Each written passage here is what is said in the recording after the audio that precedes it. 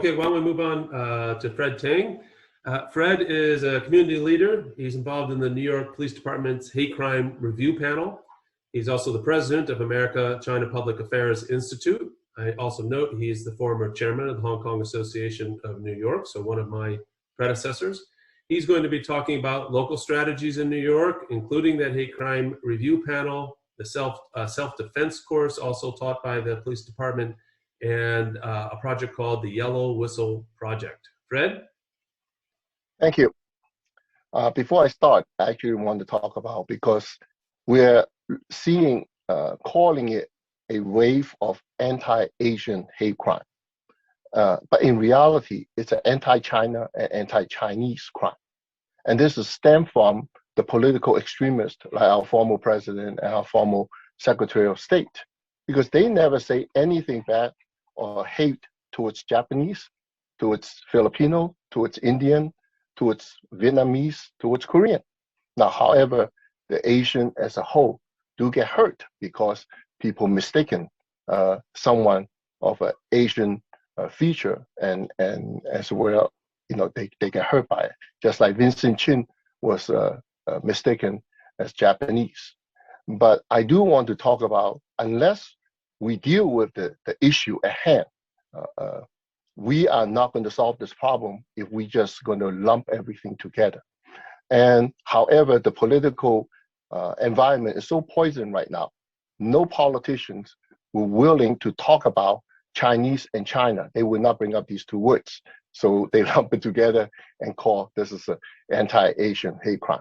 I just want to make that. Secondly is hate crime, while it's not legal in the United States, hate speech is protected. And we really need to work on that, because all violence, all hate crime starts with speech. Unless we start to work on hate speech and start making some of the hate speech illegal, not just against Asians, against anyone, we're not going to solve these problems. We cannot bring in the police after the people get beaten up. We got to stop politicians, we got to stop media from having hate speeches spreading around. So now let me talk about what I have done. I have been working with the New York Police Department at least 5-6 years ago. I started off is that I never want to see a Chinese Lives Matter demonstration on the street. To me is that if we have that, some Chinese would have died already.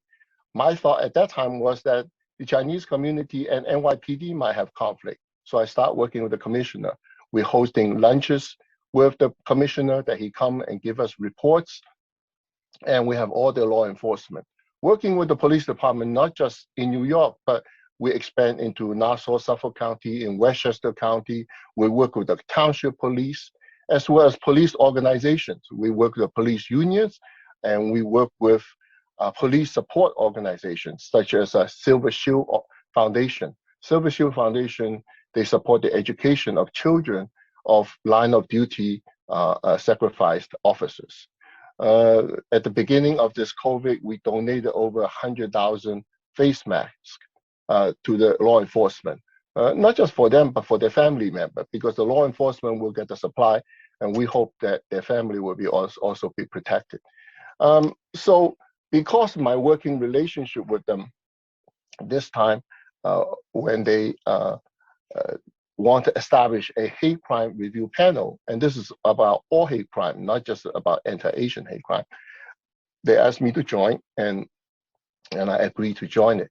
And really, we have been learning a lot about hate crime, both from the police department's hate crime unit, as well as from the district attorney's office. We're working with them, looking at the law, looking at the parameters, so that why should we charge someone for hate crime? What difference does it make? How does a hate crime can be charged, and so on and so forth. And we talk about mental cases. It is true that a lot of these people have mental cases to start off with, and that is a much bigger issue for our nation to deal with. If we don't deal with that, there's hate all over the place, and it will be very hard to deal with. The NYPD in last August already established a Asian hate crime task force. These are all police officers, volunteer, about 30 of them, all have language skills. and they're doing it above and beyond their duty, meaning they still have to do their full-time job as well as taking on any cases that's related to Asian hate crime. And beyond that, so we start talking about personal safety classes. So we have held personal safety classes in Queens, in Brooklyn, and in Manhattan. And my organization, we're expanding to outside of New York City, to Westchester County, to Long Island, etc. And these are classes to teach people in terms of the awareness, in terms of how they should, not so much of fighting someone, but how do you run away? And and and it's been very, very successful. And what we're doing is to bring awareness, and we are not stopping. We will continue to do these classes and hopefully spreading all over the country, hoping everybody can start doing that. Because as a community, we need to wake up. We need to protect ourselves because nobody else will. And so we're doing this. And lastly, I want to talk about is a friend of mine, Mr. Oscar Teng, and his wife Agnes Teng. They come up with an idea called the yellow whistle. It is this whistle, and very, very loud. The whistle, it's a great idea. Why yellow? First of all, yellow is the beauty of the nature, is the sunshine, is the reflection of the moon and daffodils and all kinds of great things. But yellow is also a discrimination against Chinese. They call us yellow people, they call us yellow skin, and they also associated the color yellow to cowardness. So we're going to fight them with this discrimination against them. Just like the Jewish people, when they asked them to put the Star of David during the Second World War, you all seen that in the movie. When the state of Israel was established, they put the emblem on their flag, national flag. So we are doing this. At the end, we probably will have 2.5 million such whistles distributed throughout this nation. And this is, I just got on a call with them yesterday. We're no longer just for the Asian community. We're spreading to all community if they need so. And the whistle is that if you're a victim, blow the whistle. If you see somebody getting beat up, blow the whistle. So imagine if somebody getting beat up, but you don't want to get involved, but 5 or 6 people start blowing this whistle. That's going to deter the attacker. And this whistle is not just being attacked. If a old lady fell down on the street, blow the whistle. So this whistle, and as you know, after this whole crime wave happened, many people was talking about getting guns, getting knives, getting tasers, getting a pepper spray. Well, a lot of these things, there's legal issues involved to possess them and to discharge them. Some of the things you can own them, but you cannot use them, because if you use them, you will be against the law. Just like, you can buy a kitchen knife this long, but if you use it in your kitchen, it's okay. You bring it on the street, the police going to ask you questions. The whistle, however, is perfectly legal to own and perfectly legal to discharge. Nobody is going to arrest you for blowing a whistle. So we think this is a really great idea, and we are making distribution to senior centers, to churches, to groups, young children, old ladies, anyone. And we put it on the arm like this. The reason is that if you put it around the neck, where some people say, well, why don't you put it around the neck? Putting around the neck, somebody can choke you. Unless, like, I have a special lanyard, this one breaks, then you can wear it around your neck. But if not, put it around your wrist. And so anyway, so these are some of the effort, and we wanted to share with everyone in terms, especially working with the police, because I have done that quite a lot, and I think that they are very, very helpful. At the beginning of the COVID last year, a rapper had a song and telling people to go down to Chinatown and kill all the people. And right away we made a call, and the NYPD have the patrol cars circle around, park around the Chinatown, just as a show of force. So I just want to, share some of the things that we have done, but we'll continue to looking at new ways that we can help the community to strengthen themselves, not to fight with people, but to keep the perpetrators away from our community. So thank you.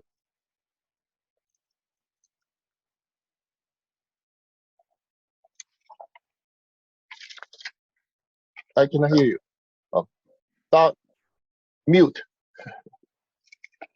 I made a Zoom football. Okay. Thank you very much, Fred, for those very interesting initiatives. Of course, I just think it's shameful as a society that we have to actually teach people how to defend themselves. It reminds me, in my law firm, we had a active shooter training, and I thought that can't possibly be the right best answer for for gun violence, is just to teach people how to hide and run inside their own offices or homes. It's just amazing to me that kind of we're at that level. But I did wonder for the review panel, are they coming out with reports, like very sort of interesting reports? I'm particularly interested. You mentioned about mental health, because it's easy to sort of dismiss it, say, oh, these are just a bunch of crazy people. But of course, people who are unstable are easily influenced by negative language from other people. So that's part of what's happening. But are there any sort of takeaways from some of the early reports of the panel? So this is what happened. We have had the organizing took us a couple months, and we announced it in April. And last week we had our first monthly meeting. We will be meeting every month, and then by conference call if necessary every other week, and even emergency meetings. So the first step, what we did was to have reviews with the district attorney's office and the police department in terms of getting when a crime, first of all, a hate crime, first you have to commit a crime. That's why hate speech is not part of that. So if somebody have to, and so we have to learn the complexity of the situation. Secondly, you mentioned mentally ill, and we have raised that question. If somebody committed a crime, the police department is to arrest them. They're not there to question whether they're mentally ill or they can be excused. It is up to the judge, or most likely that person's defense lawyer will ask for an examination, and then going from there. You said that maybe we shouldn't have to learn how to defend ourselves, but we have too much hate in our country right now, way too much. It's not just Asians. It's so many people hating so many people, and we allow the speech to continue as a freedom, which is absolutely ridiculous. And unless we start stopping hate speeches, we're not going to see the hate crime have any subsiding. It will continue to happen. If it's not right now, there's a whole wave of Jewish people being attacked, and they were being attacked before the COVID, and it's just one after the other, because we keep on scapegoating other people. And sorry, Councilman Fung, but I think a lot of the politicians are not taking responsibility to taking care of our country, and all they do is making political speeches. So that's very, very, very unfortunate, and I think that a lot of blame to go around. And as citizens, all we can do, is try to defend ourselves, because we don't want to be a victim. I hear what you're saying.